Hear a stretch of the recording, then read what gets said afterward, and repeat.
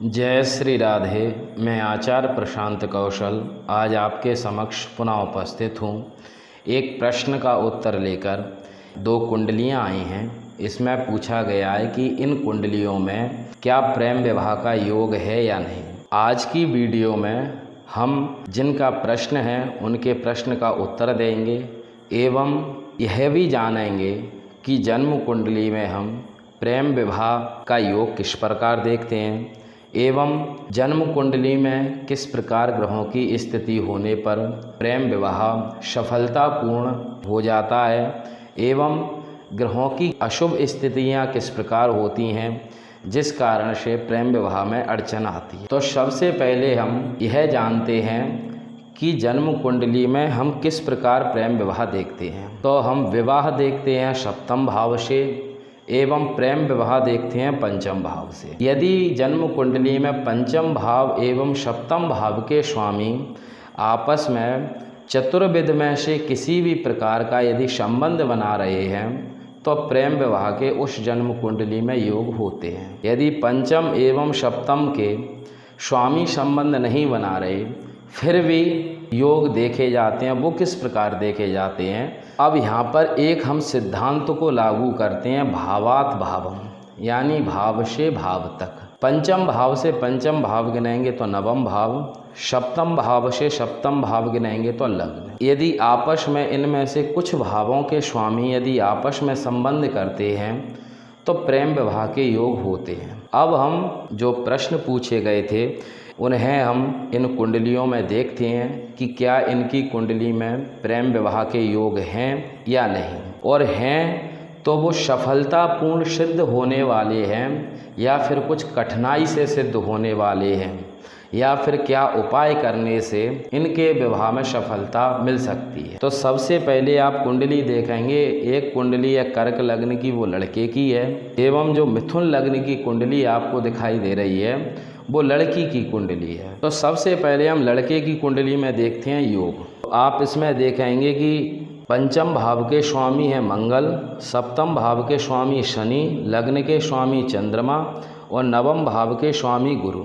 अब देखें आप इनमें से कोई ग्रह संबंध बना रहा है या नहीं। तो सप्तम भाव के स्वामी शनि एवं लग्न के स्वामी चंद्रमा दोनों अष्टम भाव में सहावस्थान संबंध बना रहे हैं, यानी प्रेम करने के कुछ योग दिखाई दे रहे हैं। अब दूसरे को देखें आप योग को, तो जो शनि आपको अष्टम भाव में दिखाई दे रहा है वो वास्तविकता में अष्टम भाव में ना होकर के चलित कुंडली के आधार पर सप्तम भाव के स्वामी सप्तम भाव में ही स्थित हैं।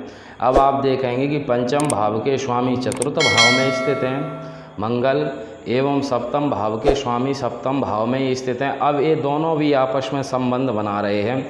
किस प्रकार बना रहे हैं कि चतुर्थ भाव में स्थित होकर मंगल अपनी चतुर्थ दृष्टि से सप्तम भाव को देख रहे हैं, एवं सप्तम भाव में स्थित होकर शनि अपनी दशम दृष्टि से मंगल को चतुर्थ भाव में देख रहे हैं, यानी दोनों में आपस में दृष्टि संबंध है।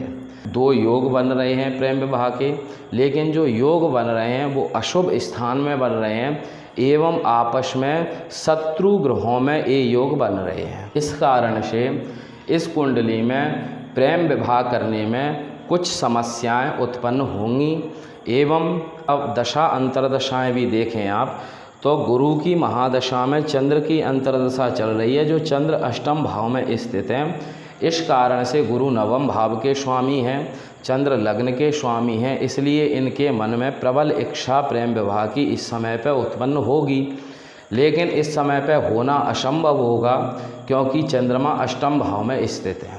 इस कारण अब जो इनका जो आने वाला समय रहेगा जून 2021 में चंद्रमा की अंतर्दशा के बाद में मंगल की अंतर्दशा प्रारंभ होगी, जो कि शुभ स्थान के स्वामी हैं एवं चतुर्थ भाव में स्थित हैं एवं महादशा से द्वितीय भाव में स्थित हैं। इसलिए यदि ये उस समय पर विवाह का प्रस्ताव रखते हैं तो उसमें इन्हें सफलता अवश्य मिल सकती है। अब इसके बाद में दूसरी स्थिति लड़की की जन्म कुंडली में देखते हैं हम।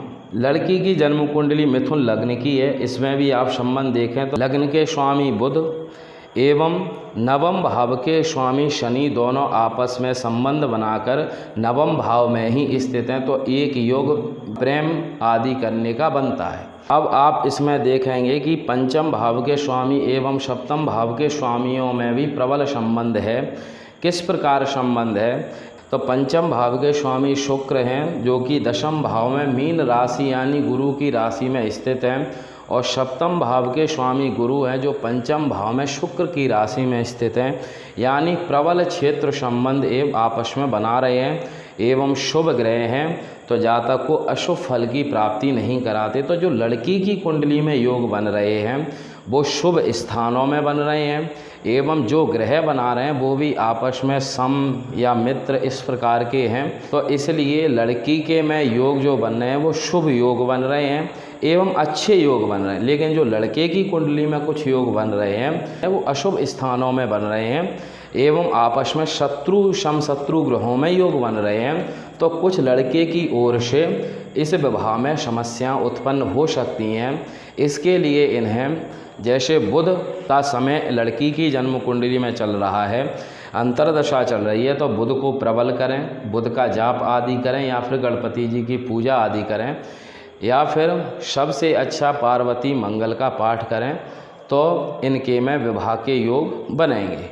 लड़के की भी कुंडली में गुरु की महादशा में चंद्र की अंतर्दशा के बाद में मंगल की अंतर्दशा आएगी। मंगल आदि का या फिर गुरु का जप कर सकते हैं, उससे इन्हें विवाह आदि में कुछ सफलताएं प्राप्त हो सकती हैं। यहाँ पर यह बात स्पष्ट कर दूं मैं कि यदि ग्रह अशुभ स्थान में संबंध बनाते हैं तो विवाह में रुकावट आती है, यदि शुभ स्थानों में बनाते हैं तो विवाह में सफलता की प्राप्ति होती है। जो आपने प्रश्न पूछे थे मैंने उसकी कोशिश की आपको उत्तर देने की। यदि फिर भी आपके मन में या किसी अन्य के मन में कोई प्रश्न आदि हो तो आप निसंकोच होकर पूछ सकते हैं, मैं उस प्रश्न के उत्तर देने की आपको कोशिश करूँगा। तो आज के लिए इतना ही। जय श्री राधे।